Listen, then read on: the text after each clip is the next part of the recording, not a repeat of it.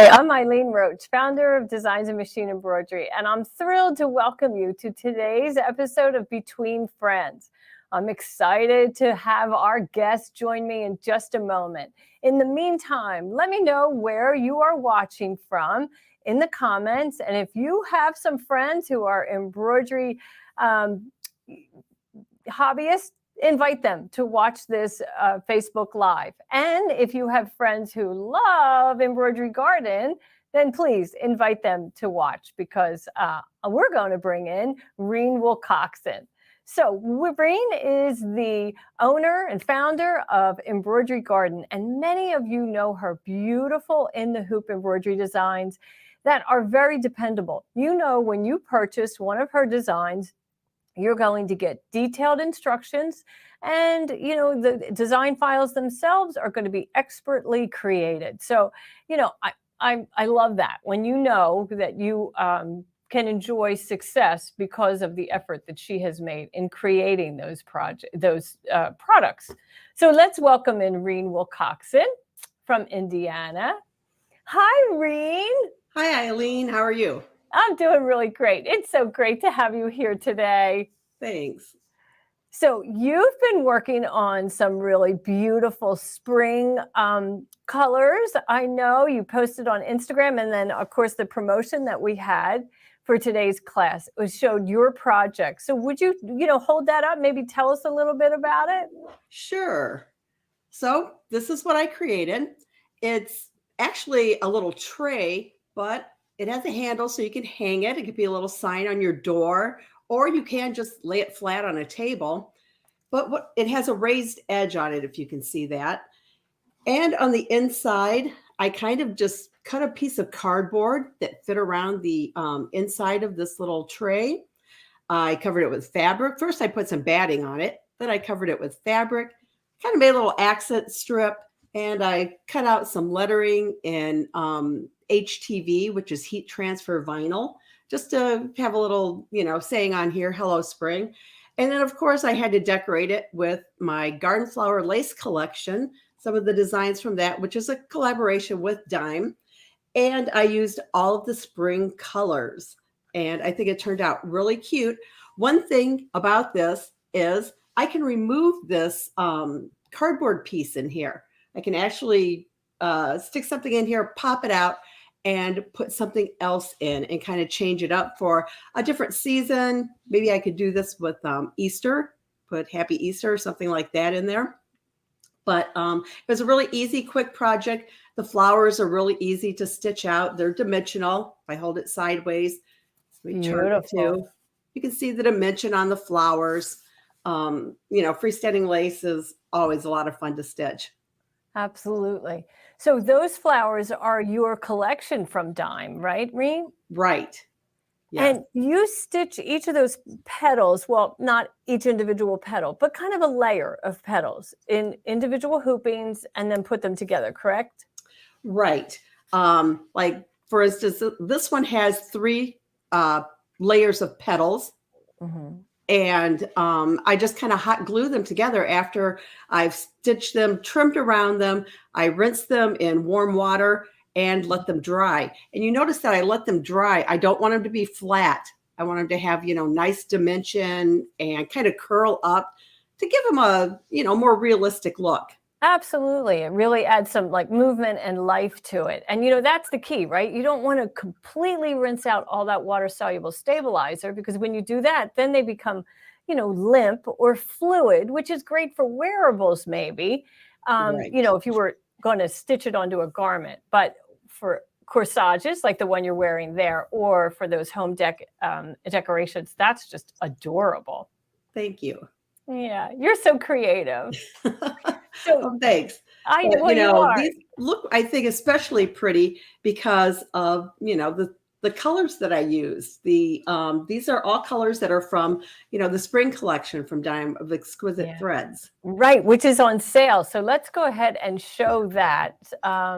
Here we have this 24 kit of beautiful pastel spring colors. Aren't they luscious? I mean, we're all ready for spring, right, Reen? Oh, definitely.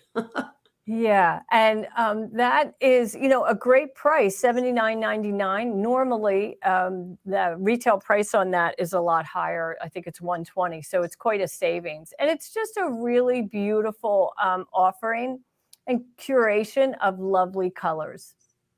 Something that we can all use for sure, right? Right. I love it because of the different shades. Like you have, a few different shades of pink and a few Mhm. different shades of purple and the greens and all of those things can, they work well together. Right. So like when you're stitching your flowers, like the purples, you do normally want maybe darker, lower petals on the bottom layer and then a medium tone and then even a lighter thread on top. So when you have that breadth of color in a kit, it's really helpful to get realistic in looking embroidery. Yeah. This flower that I did it with the a lighter purple, and then I outlined the petals with the Oh, darker purple. gorgeous. So And that it kind of gives really it a different pops. little color too. Yeah, because now we can see each individual petal, Reen? Right. I love that. It's really fun. You do great work. You do really great work. And not only do you use the thread, but in all of your embroidery collections through Embroidery Garden, you actually use the exquisite thread. That's the thread color that you list in the Right. project. Right. So we appreciate that. Thank you. Well, I thought, about a month or so ago, I had a lot of fun with Sue Brown from OML Embroidery, and we did 20 questions. So I think maybe it would be a lot of fun to do some 20 questions or more with Reen. So if you agree, give us a thumbs up. And if you have friends that are fans of Reen, that you might just want to invite them to come watch because we're going to talk a little bit about everything else except embroidery, right? And get to know Reen a little bit. Okay, so Sounds good. how about what's your favorite color? Favorite color, coral. If anyone knows me, they know that I love coral. Oh, that's a beautiful shade. I have a photograph of you and I think you were wearing coral at that time. Okay, so that would segue right into what's your favorite exquisite thread color.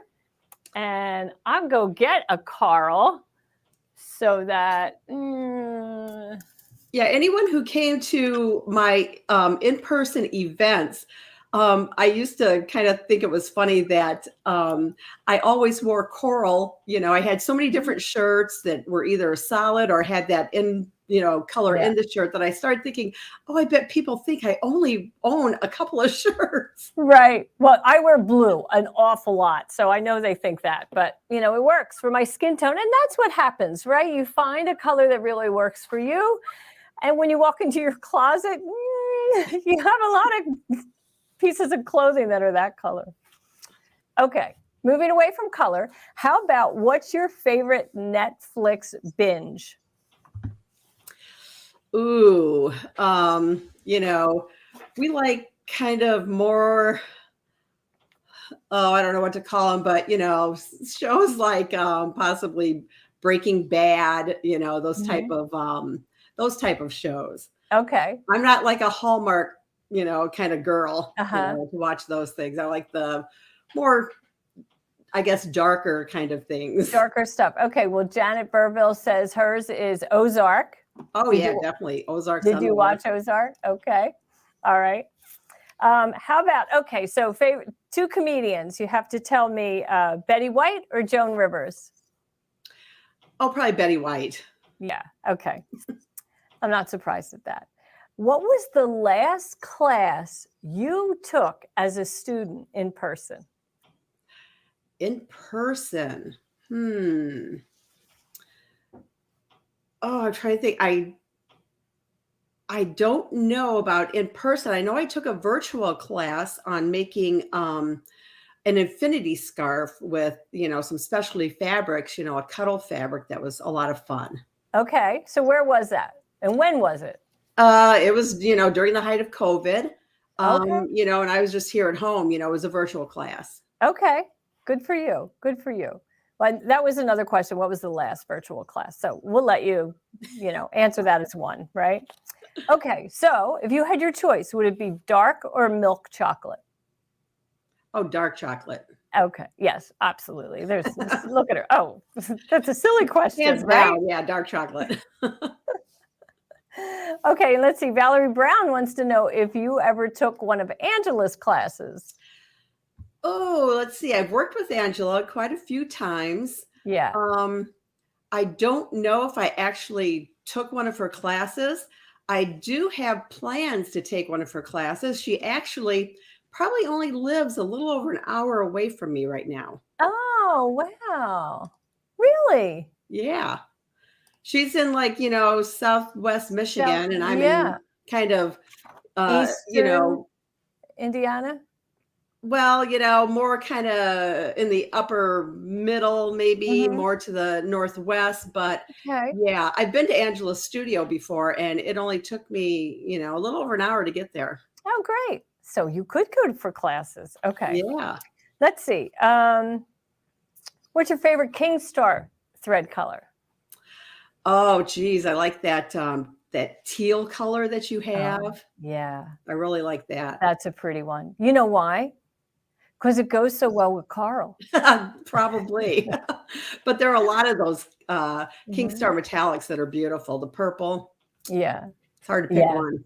Yeah. It's hard to pick one. And I like the gold and silver. I mean, you can't go wrong with them. Okay. So let's see. How many embroidery machines are currently, I'm going to say, up and running in your studio? That doesn't mean they're on, but could be on at any time. They're ready to roll. Right now, I have 3.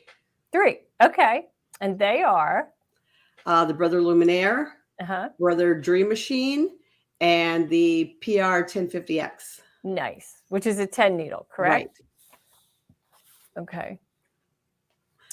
I Let's see see. everyone's listing their favorite metallic threads. Yeah, we have colors. Rose and Silver from Janet Burville, and Valerie Brown likes the King Star Blue. Is beautiful. It is. They're just stunning. So many. And Not a Brat One says that you and Reen could be great friends. I think because you like the same Netflix series and dark chocolate. I think that's what you guys really connected on, you ladies. So let's see. What do you do when you make an embroidery mistake? What is your, do you opt to toss it or do you rip out? Do you have a rule? Kind of depends. If I'm not too far into it, I'll try to rip it out. Sometimes it's hard to rip things out. But yeah, a lot of times I just get frustrated and just toss it and start over again. Right. I kind of walk that line too. It depends on what's in it, right? Time-wise, materials. Do I have more materials? Right. That's a big one. That's a big one. And so how you avoid that is you make sure you always buy enough, right? Right. And see, Janet, she stitches it out. And Not a Brat One, she uses a stitch eraser. We use the stitch ripper here, definitely. Oh, and Joanne Banco, she says she loves the blue MA5 King Star, which I probably have here somewhere. But yeah, that is a beautiful color, Joanne. I love that. Let's see. Valerie Brown says, I toss it out if I cut the stabilizer while I was ripping it out. Yeah. True. Okay, let's see. What's your go-to hoop size? Oh, I've always been like, go big or go home. So, I do like the big hoop on my machine, but I do a lot of 6x10 things too. And I so think when you that's say a good middle-size hoop. yeah, when you say the big hoop, are you talking about the 16x10 or the 9.5x14? The 16 by 10. I That's a like that one, biggie. especially if I'm going to design, I don't know, some kind of home deck item. It's a little bit too big for me for like a purse design, but it's great for like a laptop bag or something. I've done some bags, that can be used as a laptop bag in that hoop. And like placemats, it's perfect for place. And of course, big quilts. Like this afternoon, I'm going to finish quilting. Well, I'm going to put the binding on the baby quilt for my new granddaughter. And, but, I use that big hoop for the quilting because it's great for that. The magnetic hoop is great for that, especially isn't it National Quilting Month started today? I think so. And then February is National Embroidery Month. But, really, Reen, in my world, those two things happen every month. I don't need a favorite. I don't need a favorite. But hey, Janet Burville says her favorite hoop is the 10 and a half by 10 and a half.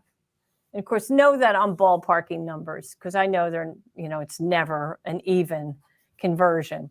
But that is a nice hoop for, doing quilts and things. Absolutely. And, you can use your layer cakes, those pre-cuts in there. It's very, very nice. Okay. How about your favorite movie? Wow. There are lots of different movies out there. Yeah. I don't know if I have a favorite movie, but I like the Christmas movies. And, because I think mainly because they evoke, memories from my kids. We used to always do, well, we still do. Christmas Eve is our day. That's when we have the big meal. We open presents. Santa makes an appearance. Aww. And during that whole day, the kids are so excited. They wouldn't know what to do with themselves. So they would watch all of the Christmas movies, Christmas Vacation, Home Alone, Christmas Story. They'd be playing all day. And, it's just they come home for Christmas. And even though they're, in their 30s and early 40s, they still like to watch those movies. So I don't know. They just kind of evoke nice memories. That's lovely. That's a great thought. Good family memories for sure. Okay. All right. How about favorite fabric designer? Do you have a favorite fabric designer? Oh, I don't know. I kind of like, all the bright and kind of edgy things from Tula Pink. Okay. Lots of Tula Pink fans. Yeah. And let's see. I'm trying to think of one of them. I like Moda. So, and for me, where I live, there are really not a lot of quilt shops or anything around me. So, whatever I do get, I have to order online. Or when I was teaching and traveling, of course, I'd go to various stores and they would be stocked on all kinds of things. Yeah.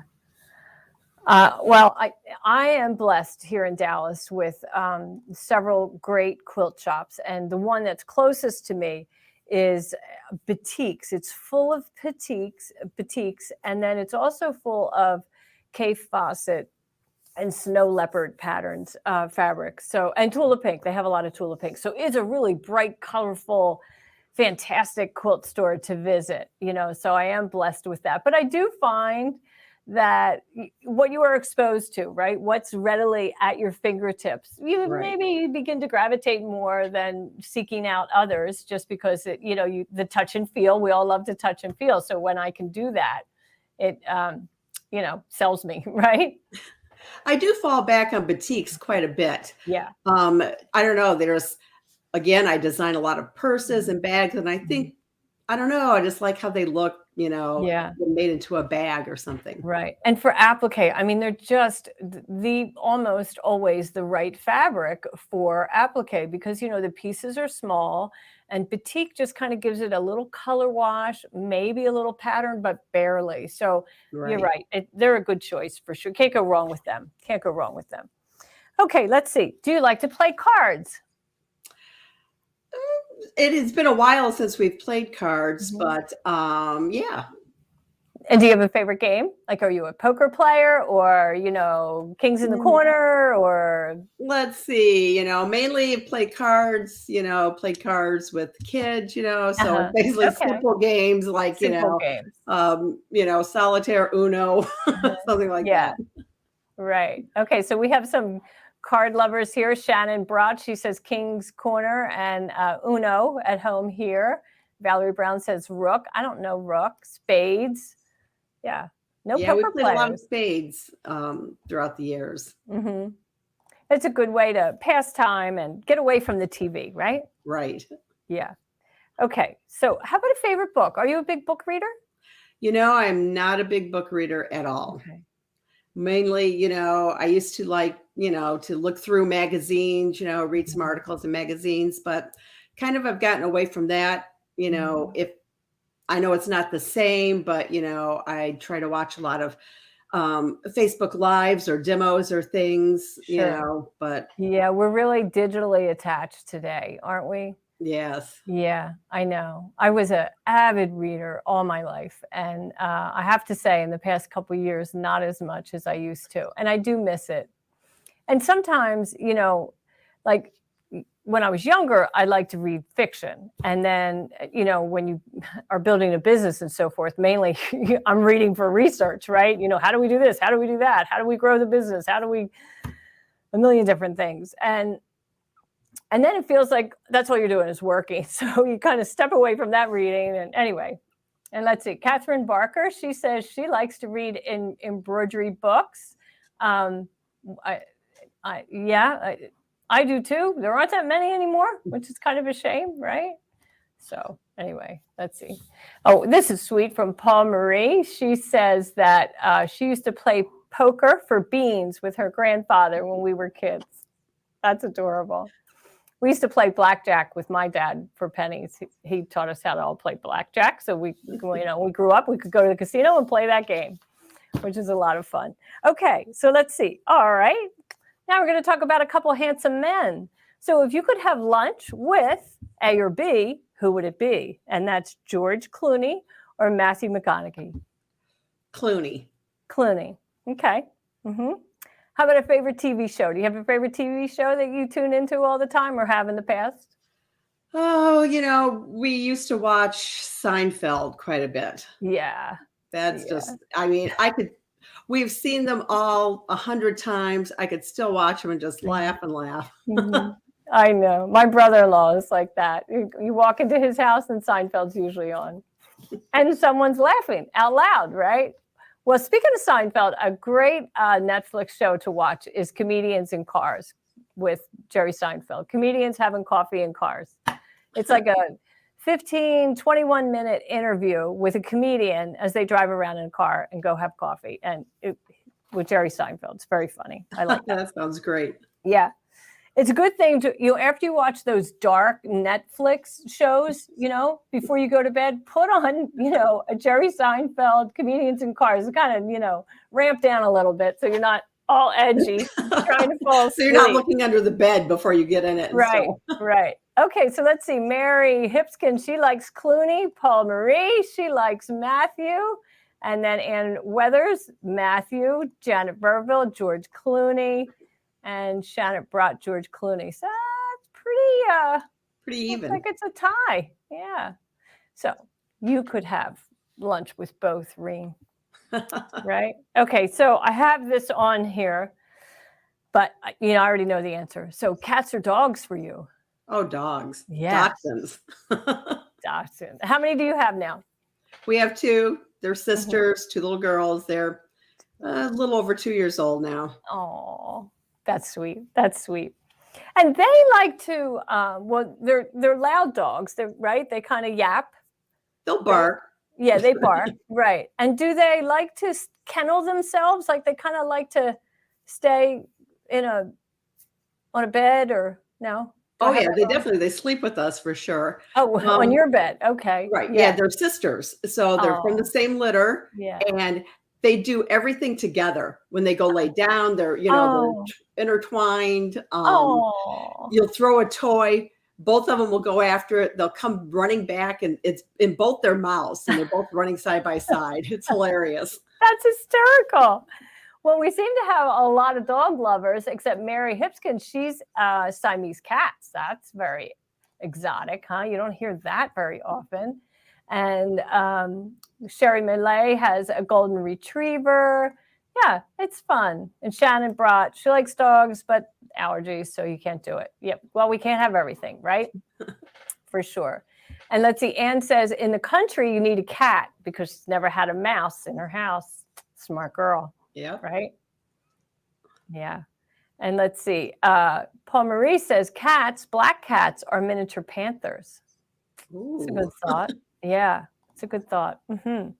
Okay. So how about if we, I want to show over in software 2 things that I missed last week to show you in our latest update of word art and stitches. And these are pretty fun. And one of them is the micro fonts. So here I am in Word Art and Stitches, and you can see I'm hovering the cursor over the third icon on the bottom top row for add micro text. So when I do that and I open it up, you'll see now instead of 10 micro fonts, we actually now have 19, and the new ones are in red. And you know that micro text has digitized specifically for that micro size, 3/8 of an inch. And that's what you need when you're doing labels, logos, recipes, that kind of thing. Excuse me. So super fun. I also wanted to show you that normally in the past when I'm demoing software, I put my cursor in the properties box and enter my text there. But I learned from our good friend Roy Garland that if I went to Tools, General Options, I could go to, oh my goodness, I hope I know where it is, in digitizing. Roy, where is it? And here somewhere is going to tell me that I can do on-screen text. Well, anyway, it's in there. You'll have to run around and take a look at it. But now, instead of putting my mouse in the properties box, because I have that selected, I can just use the keyboard now and do micro fonts. Just it appears on the screen by typing on my keyboard. And to actually enter the text, I just click outside view. Okay, so he just came in and said if I go to view, here he is. Come on, Roy. Where is it? View what? Go to view. I'm on view. No, go to general. You mean general options view? Yes. Okay. Okay, so here on view, now it says on-screen text typing. So I had put a check mark in there and said okay, and that allowed me to just type without, you know, any entering into the properties box. So super fun, right? Okay, yeah, thank goodness Roy's in the house. What would I do without him? What would I do without him? He's the bomb. He's great. Mm-hmm. Okay, so let's see. Let's get back to some questions. And okay. I like that option you just showed. That's pretty cool. Isn't that pretty neat? Yeah, it's just like one less keystroke, you know? Right. So if you had a choice, or do you have a superhuman ability that we don't know about? Do you mean with what human or what superpower would I want? Yeah. Unless I'd you like already to have fly one. around. You want to fly around. Yeah. Yeah. Do you dream that you fly around? No, I can't really recall dreaming that I could fly around, but I just think it would be really cool, like to be in the mountains and just kind of be able to go off of a mountain and just kind of fly and glide around and, see everything where you really can't see it, unless you're, there. So I think flying around would be really cool. Yeah, I like that for sure. Okay, so let's answer Alice's question. She says, what size needle would you use with the micro thread? So the micro fonts are digitized and to look their best with a 60 weight thread. So that's lighter than your regular 40 weight embroidery thread. And the best size needle would be a 65/9. Absolutely. Mm-hmm. Okay, so Valerie says you do have a superpower. You can digitize and stitch out almost anything. I like Valerie's sweet. Yeah. And Juno says that she dreamt once that she was flying on a magic carpet. That's really fun. I used to dream that I could fly all the time. Like on at least twice a week. I would, just levitate at a football game or a concert, and I could just all over the people. Because you can just see everything. And... Yeah, because I'm little, I'm short, so maybe that was always a desire to get up over the head and shoulders and see. I don't know. Let's see. Okay, how about if you could visit any country in the world, where would you go right now? I think I would like to go maybe to like Italy. I think Mm, Italy would be fun. I yes. haven't really traveled outside of the US. I mean, I went on a cruise. Uh-huh. I did a teaching cruise and we went down, to the Caribbean, went to a Okay. few, went to Honduras and went to, some other places, but Okay. I've never really gone, flown anywhere outside of the country. Oh, well, that would be an Except to exciting Canada. thing. I did go to Canada. Yeah, that would be exciting for you to look forward to, visit Europe. And speaking of Europe, we should keep our dear neighbors and friends in the Ukraine in mind, and please pray for peace, right? Right. Terrible times. Okay. What do you love most about what you do? Now, I know before you answer that your job entails many different tasks. You wear a lot of hats, Reen. So, what's your favorite? Well, if you know anything about me, you know that I am like the only one. I create the designs, I stitch the designs, I write the instructions, I take care of my, you know, social media, my email. Um, I like the creating part. That's my favorite. Mhm. Writing the instructions is probably my least favorite, but it's one of the things that takes the most amount of time, because I do try to write my instructions so that, anyone that, just got the design can just look at the instructions and, have a perfectly done project the first time. Right. That's good. I know how much work is involved in writing, instructions. As you know, we had a magazine for 20 some years, and I'm the author of 14 books, and goodness knows how many projects and collections. So that is very tedious work.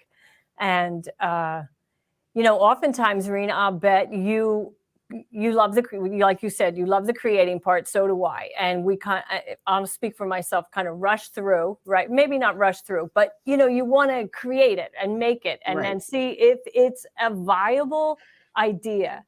And then you got to do it all over again, right? Most of the time, you got to do it like 3 and 4 times, Yeah, right. again. Yeah, So that's the part that I think a lot of people don't really realize, yeah, that, how much time it takes just to get one project from, the yeah, idea of it all the way to the end where it's up on your website for yeah. sale and people are enjoying it. Right. And in a downloadable form. So Carolyn Booth, she says Reen's instructions are the absolute best. So Thank you, yeah. Caroline. Mm-hmm.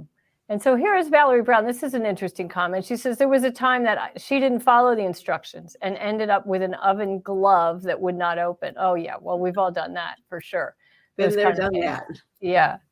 And but I have learned that if you do I like to read instructions first all the way through, and then decide, if it's somebody else's instructions, whether I'm going to follow their instructions or I know a better way, right? Right. But it is best to read the instructions first, just to get a really good handle on the direction that you're going. So Right. It's always yeah, good because you don't know what's going to yeah, come up. And sometimes I think too, when I write my instructions, I never really use directional fabric, only Mhm. because, in the hoop is a little bit different.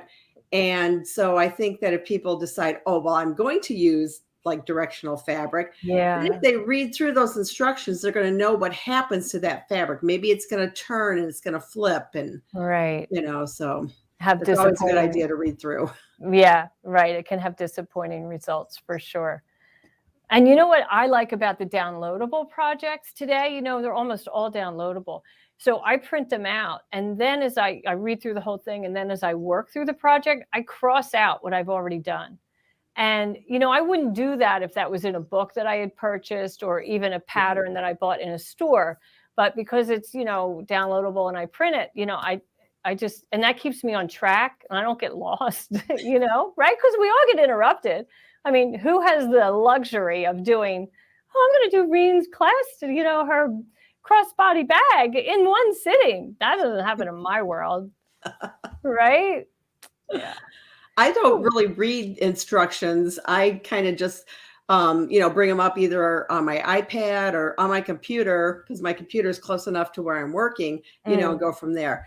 I Yeah. did, in-person events and people would bring in their binders full of my instructions. And I mean, they had binders, that were just everything printed out. Yeah. Well, you go to, that should make you feel good, right? You go to all that effort Oh, of yeah. writing them for sure. Yeah. Okay. And then Joanne Banco says one of the nice things about these PDFs is the ability to increase the size of a pic or the text on a page or screen, which is very true. I find that if I just work on my computer, I just wind up, like trying to follow directions on a computer, I wind up working in my business, answering email and, all kinds of things. So printing it is better for me. That's my deal. And Mary Lou Perez says her highlighter is her best friend. And here's a very nice comment. So we should all remember this. Following instructions are imperative to a satisfactory completion of a project. That's really true. Yeah. And I think, too, another thing to bring up is all digitizers or all teachers, instructors, they have a different way of writing. Mm-hmm. And, sometimes maybe you buy designs or something from one certain person or company and they write in a certain way. And then you buy something for someone else. Well, they write in a different way. And you kind of think, oh, well, I should do it like, the other person did or something. Yeah. And a lot of times that's not true. Right. So Paul Marie says that, and maybe it's Paula. If it is, I apologize. Reen's instructions are the bomb. So she puts them in sheet protectors and uses a dry erase pen to mark off the steps. Great idea. Yeah. And then Barbara Jones said she had to stop printing. She was overrun with paper. Well, yeah. Okay. That's good. Well, here, truth be told, I'm not overrun with paper because I don't really do that many projects of other people's. I'm just always working on my own, right? That's okay. Good. That's with me too. Yeah. So let's see. What was your biggest fear before starting your company or this whole endeavor that you're on? Basically, probably that no one would like my designs or what I created, because I would create things that I liked. Yes. And not everyone likes the same thing. So at the beginning, I kind of thought, when I thought, I want to do this, I want to create a business, I want to create designs, I want to sell these designs, they think, well, maybe there's some people don't like the same thing that you like. Yeah. Right. Well, that I appreciate that you shared that fear because it is so true. I often used to joke here about the magazine, like every issue we put out, it was like, I used to say it's like standing on the street corner, in your birthday suit. You're just out there and can't bring it back in, right? That's right. You put it out there, and believe me, you just got to kind of see what happens. Yeah, right. Well, apparently they liked your work, right? Did a great job. Okay, so how about could you describe your aha moment on when you realized you should do this? I don't know if it was like a particular moment or not, but when I first started, I first actually started doing appliques and just little, simple designs. And, In the Hoop kind of, started coming about. But, once I started doing that and had put designs out there and people, very early started emailing me and, would say, I like this project. I had fun doing it and stuff. And then it kind of makes you think, okay, I've got an audience and I can do this. Mm-hmm. So good. Okay. So, and Becky Munns, now you kind of answered this, but she's curious on how you chose In the Hoop designs as your specialty. And it was an evolution, but was there something that really swayed you in that direction? Well, I like In the Hoop because each thing is different. Mm-hmm. You can create designs, to be stitched on shirts and on towels, etc. But in the Hoop design, it's a whole nother animal. You can do so much with it, so many different things. When I open my software and I'm ready to start on a new project, it's like a whole big canvas, and I can do whatever I want to do. And In the Hoop, I don't know, I love it. You just fell into it for sure. Yeah.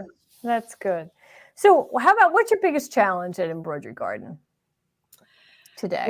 is basically keeping up with everything. Like I said, Mhm. I do it all. I don't have a staff. My husband helps me with some things. He is an accountant, so he can take care of all that kind of, the financial end of things. And he does do, my shipping, my wholesale orders, those kind of things. But, it's just keeping up with everything. I do Yeah. like to answer my own, email. I like to post on my social media. I like to keep up with everyone there. And, it gets hard. Yeah. Right. It sure does. Have you thought about adding staff? Yeah, I have in the past. It's very hard to me to know basically how to go about doing that. Yeah. I don't have an office for people to Right. come into and, Sure. work at and stuff. So Yeah. it's just kind of figuring all the logistics and everything Yeah. out with it and how And to like, divide work up and stuff. yeah. And like you kind of need a clone. Can't it's hard to find a clone. Yeah. And how Right. do you divide it up for sure? So let's see. But Valerie Brown said you are an enabler. You have enabled all of us to try new projects and enable to enhance the businesses of colleagues. That's very nice. Yeah. Okay. So Catherine Barker wants to know, how do you keep up with all the technology aspect of it? That's a good one. That's hard. It is. It's hard, Mhm. and basically my day is, I usually get up around 6, have some coffee, kind of see what's going on in the morning news, and then I'm down in my sewing studio. And I'm basically there almost until dinner time. Yeah. Um, you know, the thing It's a about long, working at home though is, you make your own hours, you can sneak out, when you want to and stuff. right. So Yeah. And then you can work 18 hours if you want to. right. You're up late at night, trying to catch up Yeah. on those emails and Right. trying to catch up on the social media. Yeah. Well, I'll tell you though, as a business associate of Reen's, she's very prompt. She responds immediately. So I'm always so impressed on how you keep up with all of it, because I don't do such a great job of that. I can't always stay on top of all of it. There's so much going on, right? Right. It Yeah, gets tough. It really does. it But does. but I enjoy it. I keep Well, doing it. So yeah. And the embroidery world's a better place with you in it for sure, Reen. Thank oh you thanks. for everything you've brought to the industry. You've made a lot of changes and stretched people beyond the limits of what we thought were the limits of their hoop. Mhm. Okay, so Arnell has a question. She wants to know, how long does it take you to come up with an idea and then put it into practice? Kind of depends on what it is. If I'm doing like I decide, okay, I'm gonna do a new purse design. Usually I kind of sketch it out a little bit. Mhm. Then I got to get into my software. I got to start, basically in the hoop designs are lines, Yeah. so I'm starting to put in my zipper lines. I'm starting to put in, Mhm. other placement lines and things. And, then comes testing. And Mhm. if I'm doing a purse set, then, I got to decide if I'm going to add all the sizes to it. And if I add all the sizes, well, I got to stitch out every single one of those sizes and Right. stuff. So something Right. like that could take me a month to get out, a new purse Oh, set. If it's a yeah. single design, I might be able to get it out in a week, but there's so much testing that goes on Yeah. that, you know, Right. it's And you hard have to for people to photograph every realize. step. I mean, it's really quite the process. And Yeah. darn it, I hate it when I miss a step, taking those Yes. step-by-step pictures, because then it's Yeah. like if you finish it, you got to go back and make it I again. know. I've gotten better at drawing. Yeah, Yeah, illustrating some steps, because you can't, anyway, right. life is Yeah, busy, it right? gets tough. Yeah, it does for sure. Okay, so let's share. I want to share Reen's on the house project that she did for a couple weeks ago, that birdhouse download. So if you remember, this was actually an applique design, and she took it into Dime My Lace Maker and transformed it into lace. That was really attractive. Beautiful job on that. Thanks. Now, I don't see any coral flowers. So I'm going to be looking out for them now in the future. But That was a fun project to do yeah. Oh, and good. I'm very glad you easy. enjoyed it. Yeah. So I thought I'd show a couple more that are, well, some are Ashley Jones, our lead educator here at Dime. She showed that you can take that beautiful feather that was from last week or 2 weeks ago and make that into a bookmark. Isn't that, oh, I love that feather. That So is elegant, beautiful. isn't it? Yeah, it's really delicate. I like delicate running stitches. I mean, I like all kinds of embroidery, but you know, I'm often drawn to sketchy open designs like that. Very attractive. And then my good friend Sue Brown at OML Embroidery, she did the sew along of last week's hot potato design. And so the hot potato design was actually a hot potato microwave bag, but she opted to skip the bag and make it into a trivet. And so you could watch that on YouTube. You would just search for OML Embroidery and find her sew along, and she'll show you how to do it. She did it on her Luminaire, I believe. Nice job, right, Reen? Yeah. Did she make a coaster or a trivet? It's a trivet. Yeah, I think it's 8 inches. Yeah, nice job. Very nice job.